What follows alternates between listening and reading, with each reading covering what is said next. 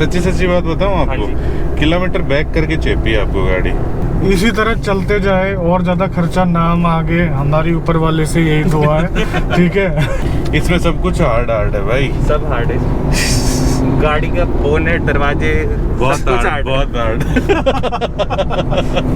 नमस्कार दोस्तों, एक बार फिर से स्वागत है आपका। और आज जो गाड़ी है थोड़ी सी खास है, क्योंकि नई मार्केट में तो ये आपको देखने को मिलेगी नहीं, क्योंकि काफ़ी टाइम पहले ये बंद हो चुकी है। ये पुरानी वाली फिगो है, डीजल में है, काफ़ी चर्चे हुआ करते थे, काफ़ी स्टेबल हुआ करती थी ये गाड़ी।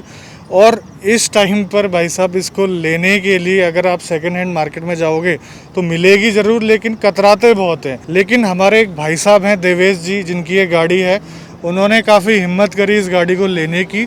तो हम उनसे जानेंगे कि इसको लेना सेफ़ है या नहीं है, क्या क्या देखना पड़ता है, ठीक है। और लेने के बाद रिग्रेट हुआ या फिर आप खुश हैं, वो सब चीज़ें जानने की कोशिश करेंगे।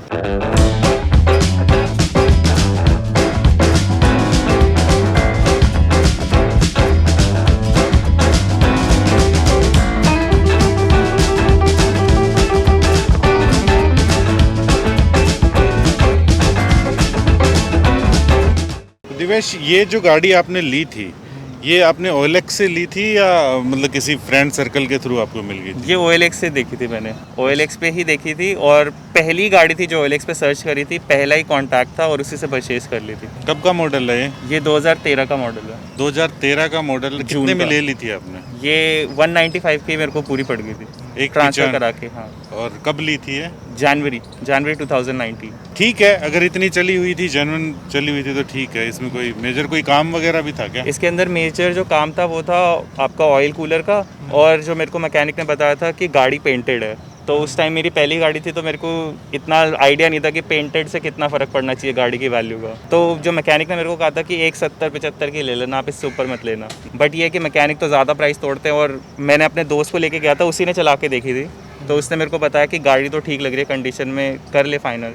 ये आपने OLX से तो ली है, लेकिन किसी डीलर से ली या फिर किसी इंडिविजुअल से? अच्छा, उनके ही नाम पे थी, मतलब फर्स्ट ओनर थी? हाँ, फर्स्ट ओनर कार थी ये। चलो, ये चीज़ तो ठीक है। 1.4 इंजन था भाई। जब मैंने आइकॉन ली थी उसके तुरंत बाद जो है ये गाड़ी लॉन्च हो गई थी, तो उसको भी चलाने में बड़ा मज़ा आता था, बड़ी स्टेबल गाड़ी थी वो। इसने भी बड़े चर्चे रहे थे, ये भी काफ़ी बिकी थी फोर्ड की गाड़ी। लेकिन इसका एक और ये चीज़ था कि बड़ा ही जल्दी जो है ना थोड़ा सा ख़राब होना स्टार्ट हो जाती थी। जब 1 लाख के आसपास जब जाती थी ना, तो फिर ये संभालने में नहीं आती थी गाड़ी, मतलब ख़ास तौर पर लोकल मैकेनिक के अंदर। तो देखो अभी 1 लाख तक तो नहीं पहुंची है। बाद में तो मैंने भी सुना था कि 1 लाख के बाद इसका एल्यूमिनियम ब्लॉक है इंजन का, तो इसलिए दिक्कत आती है। तो वैसे काफ़ी गट्स वाला काम था, क्योंकि फर्स्ट टाइम बायर थे आप, पहली आपकी कार है, आपने सेकंड हैंड भी ली और ऊपर से फोर्ड की गाड़ी ली, पुरानी वाली फिगो। तो मतलब ये चीज़ें उस टाइम पर आपके दिमाग में नहीं थी क्या? उस टाइम मेरे दिमाग में थी ये चीज़ें, बट ऑलरेडी ऑफिस में मेरे मैनेजर यूज़ कर रहे थे ये वाली कार। उनके पास वाइट कलर का 2012 वेरिएंट था। तो मैंने उनसे पूछा था, तो उन्होंने कहा कि इतनी ज़्यादा कॉस्ट में कुछ डिफरेंस नहीं आता। एक्चुअली मैं पहले प्लान कर रहा था ऑल्टो 800 लेने का, वो भी फ्रेंड इग्निस परचेज करा था ऑफिस में। तो वो मेरे को कह रहा था कि तूने अगर ये लेनी है तो ये ले ले, उसके अंदर वाइड व्हील्स वगैरह लगे हुए थे। तो मैंने जब अपने मैनेजर से डिस्कस किया ये, तो उन्होंने कहा कि उससे बेटर तो तू फोर्ड ले ले, वो तेरे को उसकी रीसेल वैल्यू ज़्यादा टूटी हुई तेरे को इतने प्राइस में मिल जाएगी। तो मैंने OLX पे सर्च करा, क्योंकि मेरे को इंटीरियर्स भी इसकी ऑल्टो वगैरह से ज़्यादा बेटर लगे थे। वो तो ऑफ कोर्स है ही, इतना आपकी जेब के ऊपर भारी नहीं पड़ रही होगी, डीजल वेरिएंट है। हाँ, माइलेज मेरे ख्याल से कितना 18-15-16 सिटी में, अगर आप बहुत प्यार से चला रहे हो, ट्रैफिक नहीं है, तो 17-18 तक। हाँ। और 20 से 21 हाईवे पे, 21 से ऊपर नहीं गया आज तक। अच्छा, ये बताइए, मैनेजर से आपकी सही पड़ती थी या कोई नोक नहीं, होती थी? सही फटती थी। नहीं, बड़ा खैर रिस्की डिसीजन था ये। चलो बढ़िया है। नहीं, उन्होंने मेरे को कहा कि सर्विस कॉस्ट चेक कर लो आप एक बारी वेबसाइट पे, क्योंकि मैं सर्विस फोर्ड से कराता हूँ। अच्छा, अभी भी? हाँ, तो उनकी बल्कि कार का 20,000 सर्विस कॉस्ट आ गया था, क्योंकि उनके स्टीयरिंग रैक में कुछ इशू था। अदरवाइज उन्होंने तो, जब तक मैंने नहीं ली थी तब तक सर्विस कॉस्ट उन्होंने 5-6 हज़ार ही बताई थी मुझे। तो लेने के बाद कितनी सर्विस करवा चुके हो आप? लेने के बाद आप 2 सर्विस लगा लो, एक फोर्ड से हुई है, एक लोकल हुई है। तो लॉकडाउन से पहले मैंने लास्ट सर्विस इसकी कराई थी 15 फरवरी को, 15 या 16 फरवरी को। उसके बाद फिर उदयपुर होके आया था मैं। तो फोर्ड ने अपनी भड़ास तो नहीं निकाली इस पे? जब स्टार्टिंग में गया था तो फोर्ड ने भड़ास निकाली थी।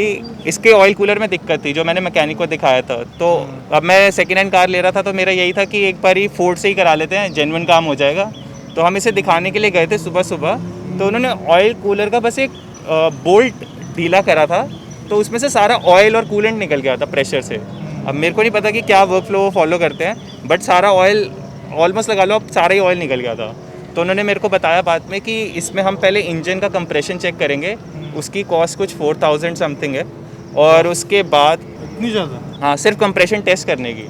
और उसके बाद उन्होंने जो पहले एस्टिमेट बताया वो 70-75,000 का बताया, क्योंकि उन्होंने कहा कि सारी पाइपलाइन चेंज होगी इसमें। तो आई वाज शॉक कि इतना खर्चा, और अभी गाड़ी लिए हुए 1 हफ्ता भी नहीं हुआ था।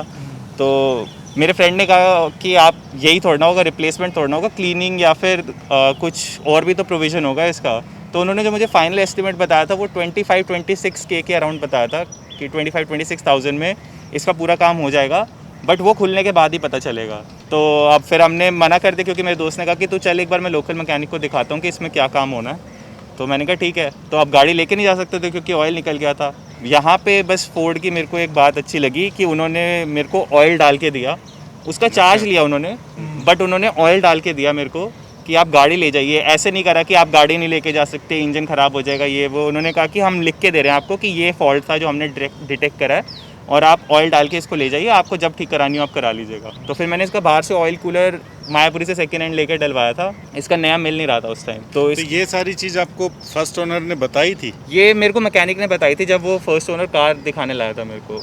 तो उसने कहा था कि ऑयल कूलर का काम है, ज़्यादा काम नहीं होगा, 5-7 हज़ार का काम होगा, और उसके अलावा गाड़ी पेंटेड है, बाकी तो सब ठीक था। इसके अंदर सस्पेंशन वगैरह कुछ दिक्कत नहीं थी। तो कितने का बैठा फाइनली काम में? तो वो मेरे को बैठा 9,500 रुपये का बाहर से कर हाँ। रहा है। और उसके बाद जस्ट टू चेक कि काम सही से हुआ है कि नहीं, सर्विस मैंने फोर्ड से ही कराई थी।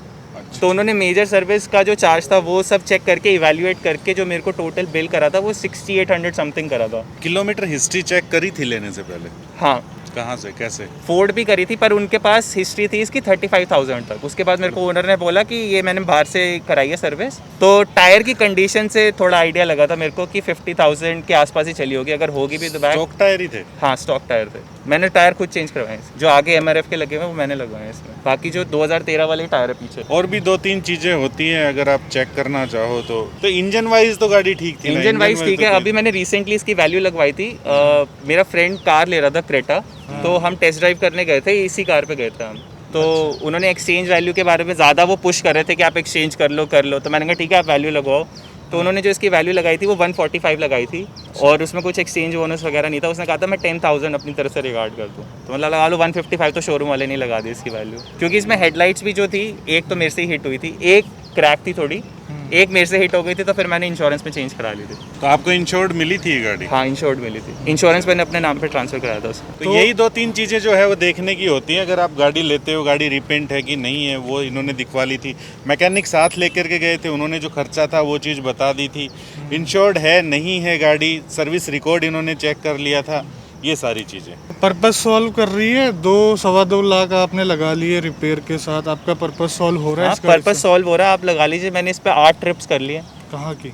8 ट्रिप्स मैंने कर ली हैं। स्टार्टिंग करी थी मैंने अजमेर से, अजमेर पुष्कर, उसके बाद आगरा, उसके बाद अमृतसर, उसके बाद कसौल, फिर उसके बाद अलग से एक बार कसौली, एक बार चैल गया था मैं, और उसके अलावा अभी रिसेंटली उदयपुर गया था लॉकडाउन होने से जस्ट पहले। तो उदयपुर में ही अभी तक सबसे ज़्यादा इसकी एवरेज आई है जो 21 आई है, अदरवाइज़ तो कभी इतनी आई नहीं। घुमंतु प्राणी हो आप। बस चलो बढ़िया, होना चाहिए, घुमंतु होना चाहिए, नहीं तो फिर दिक्कत वाली बात है। पीछे मतलब कि कितने लोगों को बैठा करके? 3-4 लोग? 3 लोग बैठे हुए हैं इसके अंदर मैक्सिमम। अमृतसर वाली जब ट्रिप पे गया था मैं तो 3 लोग पीछे बैठ के गए थे इस पर।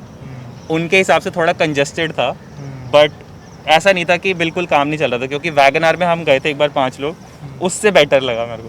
अच्छा, वैगनआर से हाँ, बेटर? और मैंने इसको चलाने के बाद वैगनआर भी चलाई है, तो वैगनआर मुझे बहुत ज़्यादा टाइट लगती है, क्योंकि आप जैसे हाथ ऐसे रखोगे तो हाथ टकराते हैं उसमें। पुरानी वाली वैगनआर की बात कर रहे हो ना, अभी वाली की बात कर रहे नहीं, हो? इससे एक जनरेशन पहले वाला।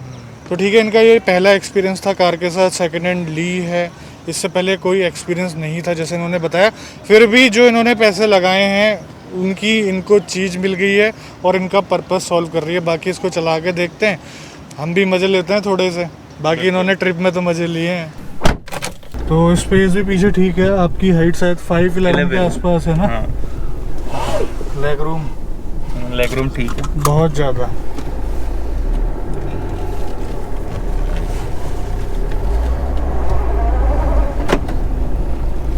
बैक करते आइकॉन की याद आ गई भाई मेरे को। ओहो हो भाई साहब, गियर का क्या ही कर रखा है, फेविक्विक है क्या इसमें डाली हुई? शेयर बहुत हार्ड है। मेरे को मत बदल इसी में ट्रक चलना का है। एक्सपीरियंस दे देंगे बिल्कुल। ट्रक का स्मूथ होता है यार इसमें। अरे क्या चाहता है भाई?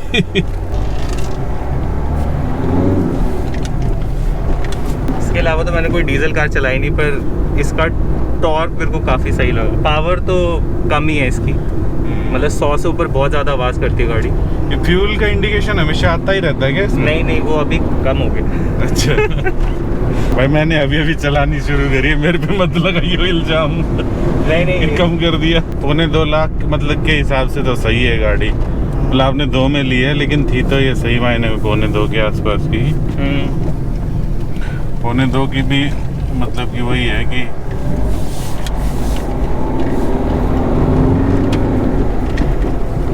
आपको इसमें ये नहीं पता चलेगा कि कब टर्बो की रेंज में आ गई और कभी निकल गई। कोई नहीं टर्बो लाइट यूं ही चलेगी। हाँ, लीनियर है पावर इसकी, बिल्कुल ऐसा जैसे स्विफ्ट में मेरा दोस्त बता रहा था, उसके पास स्विफ्ट डीजल उसके चाचू के पास है, तो वो बता रहा था कि उसमें एकदम से पता चलता है कि टर्बो स्पूल होगा। लेकिन अंदर आपको बहुत अच्छी खासी कैबिन नॉइस जो है वो आएगी इंजन की। ये देख रहे हैं एक्सेलरेशन की। स्टीयरिंग फीडबैक अच्छा है। हाँ, स्टीयरिंग फीडबैक तो ठीक है। हाइड्रोलिक स्टीयरिंग आता है इसके अंदर। बल्कि मैंने अभी क्रेटा 1.4 टर्बो वेरिएंट चलाया था, उसका स्टीयरिंग बहुत ज़्यादा लाइट है, उसमें इतनी स्पीड में कॉन्फिडेंस नहीं आ रहा था चलाने में। इसमें सब कुछ हार्ड है भाई, सब हार्ड है। गाड़ी का बोनेट, दरवाजे, सब कुछ हार्ड, बहुत हार्ड। लेकिन स्टेबल भी है, ऐसी बात नहीं है। लेकिन इस वाले वेरिएंट में ना एयरबैग है ना एबीएस है, वो सारी चीजें नहीं है। इसके टॉप वेरिएंट में आते थे। ये फिएस्टा वाला स्टीयरिंग जो है इसके अंदर दिया हुआ है। सेम डैशबोर्ड भी वही। यहाँ पर हम आपको बताएं कि भाई वाइब्रेशन आ रही है और वो सारी चीजें, तो वो जायज नहीं लगेंगी थोड़ी सी, क्योंकि एक प्राइस को देखते हुए सारी चीजें फिर माफ हो जाती हैं इसकी। सच्ची बात बताऊं आपको, किलोमीटर बैक करके चेपी है आपको गाड़ी। ये किलोमीटर बैक है गाड़ी। हो सकता है, पॉसिबिलिटी है। हाँ पॉसिबल, मतलब है, ये काफी हद तक लग रहा है। ऐसे क्यों लग रहा है मेरे को इंजन से? हाँ। वो बात नहीं है जो इस इतने किलोमीटर में होनी चाहिए। और यार कौन सा 2013 बताया ना? हाँ, 2013 और डीजल होने के बावजूद भी मात्र 70,000 किलोमीटर चली हुई है। और बैक भी मैं बात बताऊं तो कम से कम यार सुन मेरी बात, उस टाइम पे तो डीजल भी उतना सस्ता होता था, लोग तो फालतू घूमते थे भरवा के। हाँ ये तो है ना? 60 रुपए के आसपास था उस टाइम। 60 से तो 60 काफी से भी नीचे। कम था यार। 60 से भी कम तो हाँ। काफी ज्यादा। कहीं ज्यादा बढ़िया तो जो मेरे वाले आइकॉन का जो रिस्पॉन्स था बहुत सही था इसका, तो देखेगा तो चलाएगा पता चलेगा तेरे को। लेकिन ये है कि हाँ इतने लायक तो है ये। उस दिल पे मत लेना बात। नहीं नहीं, पहली गाड़ी थी यार, पहली गाड़ी पे तो थोड़ा हो ही जाता है। देखो अगर पहली गाड़ी है आप, मैं तो ये कहूँगा कि इनकी तरफ मत जाया करो। फोर्ड की इस टाइप की गाड़ी होगी, स्कोडा की होगी, ये सारी चीजें मेरे को बशर्ते आपके साथ कोई मैकेनिक वगैरह हो या शानदार जानकारी वाला बंदा हो तो भले ही ले लो, ठीक है। आप चौधरी बन के मत जाना, नहीं तो फिर ठगे जाओगे। क्योंकि ना हुआ क्या था, जैसा आप बोल रहे थे कि 35,000 तक था उनके पास रिकॉर्ड, तो उसके बाद वो बोल रहा था मैंने बाहर ही सर्विस करवाई करवाई है। है, तो वहाँ पर पॉसिबिलिटी है। आपने देखे थे क्या बाहर की कुछ पर्चियाँ, बिल्स नहीं, वगैरह? कुछ नहीं। उसने मेरे को, जो मैकेनिक था उसने टायर देख के कहा कि टायर तो अच्छा सुनो, एक और मेरी बात सुनो। 35,000 वाली जो किलोमीटर की जो सर्विस करवाई थी और जब आपने गाड़ी ली थी उसमें गैप कितना था? 2 साल। 2 साल के अंदर बताओ तो। क्योंकि उसने कहा कि मैंने नई वरना ली थी, उसके बाद ये चली नहीं, खड़ी रहती थी। जी कहानी। चलो तो एक बार जो है हम ड्राइवर चेंज करते हैं। मेरा गाड़ी चलाने का पहला सुख ये है कि मेरे को आगे बैठने के लिए प्रॉपर जगह मिल जाए, तो मैं उसी में खुश हो जाता हूँ। अभी एक लेवल और हो जाएगी उसे हो जाएगी, चलो मैं इतने में ही खुश हूँ।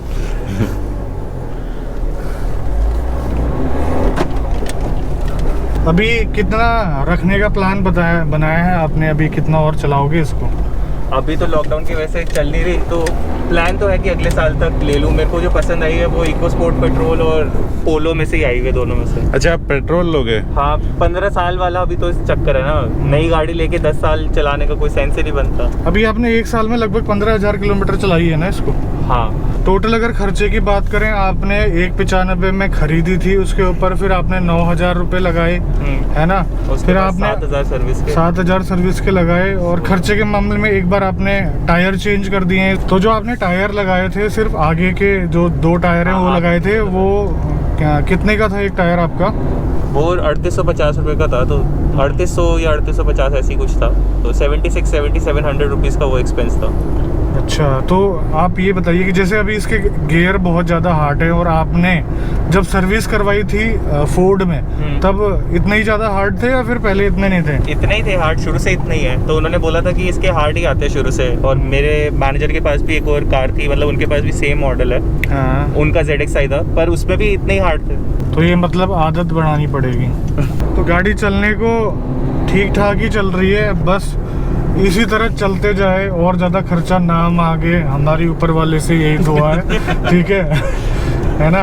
कि बाद में कम से कम 2-3 साल तो अच्छी खासी चले, जिससे कि रिग्रेट ना हो कि इतने ज़्यादा पैसे दे दिए, और आराम से चलाओगे तो चलेगी। अगर ये गाड़ी 1-आध लाख 1.5 लाख किलोमीटर भी चली होगी, और ये अभी आराम से भी चलाते हैं, तो प्यार से चल जाएगी। ऐसा नहीं कि भूं भां करा और कुदाया इधर उधर, मतलब वो नई वाली चीज़ें करनी नहीं है इसमें। कुदाया तो था मैंने एक बारी चंडीगढ़ में। अच्छा, को मत कुदाओ, क्योंकि ये जो खर्चा मांगेगी ना, फिर मोटा मांगेगी, ये बात है। वैसे इस गाड़ी के अंदर बोनेट आपको दिखाई दे रहा होगा, हमें भी दिखाई दे रहा है। काफ़ी लंबी लंबी ट्रिप इन्होंने मार दी है, कोई परेशानी नहीं हुई है। फुल लोड के साथ भी चलाई है, अच्छा माइलेज भी निकालती है 20 प्लस का। एक्सचेंज ही करवाओगे मेरे ख्याल से इसको, है ना? हाँ, भाग तो ठीक ही रही है, ठीक ही भाग रही है, ऐसा नहीं है कि कोई दिक्कत है भागने में। बस थोड़ा सा गियर जो है टाइम लग जाता है इसमें। आपको तो अब आदत हो गई मेरे होगी। को तो आदत है। मैंने जब 2500 किलोमीटर चलाई थी केरला में टियागो, उसके बाद आके मेरे को हार्ड लगा था, पर वैसे तो सही लगा। फिर सोच लिया कि आज के बाद दूसरी गाड़ी नहीं चलाऊंगा।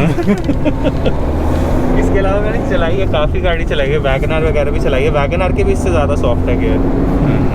स्टेबल तो अच्छी अरे इससे तो हर एक के सॉफ्ट है। मला लगा लो जिम की एक्सरसाइज इसी के गियर से हो जाती है। नहीं, कहीं आप एकदम से आपने गाड़ी स्विच करी और उसमें भी पूरी जान से मार दिया, तोड़ मत देना। तोड़ मत देना।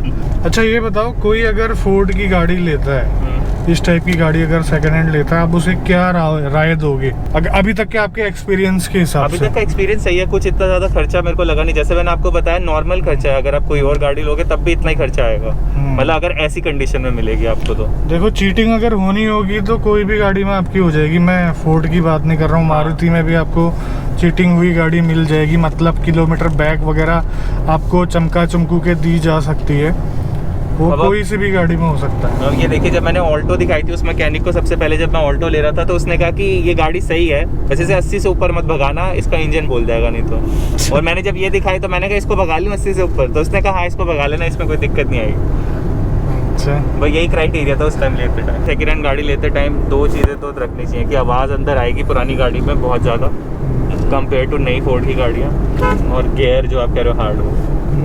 80 से ऊपर तो अगर आप आवाज़ सुन सकते हो तभी भगा पाओगे, वरना नहीं भगा पाओगे। नई वाली फिगो की तो बात ही कुछ और है। हाँ, मैंने फ्री स्टाइल चलाई थी नई वाली पेट्रोल में। डीजल में तो मैंने अभी तक इसके अलावा कोई नहीं चलाई, पेट्रोल में चलाई थी। उसका स्टीयरिंग मेरे को बहुत सही लगा, हैवी भी हो जाता है और लाइट भी रहता है लो स्पीड्स पे। मेरे को 2 हाथ से घुमाना पड़ता है कई बार जब पार्किंग में फंस जाती है ये। हाँ, क्योंकि बहुत स्लो स्पीड से हार्ड हो जाता है वो। पर यह कि अगर आप कॉर्नर्स पे ऐसे कट काटोगे तो वो स्टेबल रहता है। तो यही है एक यूज्ड कार लेने का अनुभव देवेश का, जो आपके साथ शेयर किया, और उम्मीद है कि आपको भी काफ़ी इन्फॉर्मेशन मिली होगी इससे। मिलते हैं नए वीडियो में, किसी ऐसे टिप्स एंड ट्रिक्स लाते रहेंगे, ओनर का एक्सपीरियंस लाते रहेंगे हम आपके लिए। जी बिल्कुल। तो thank you so much Divesh, आपने अपना एक्सपीरियंस शेयर किया। Thank you so much for inviting me. तो मिलते हैं नेक्स्ट वीडियो के अंदर, और इसी मैसेज के साथ कि अगर 4 व्हीलर चलाते हैं तो सीट बेल्ट जो है वो ज़रूर डाला कीजिए, 2 व्हीलर अगर चलाते हैं तो हेलमेट ज़रूर पहना कीजिए। ठीक है, जय हिंद, जय भारत। भारत माता की जय।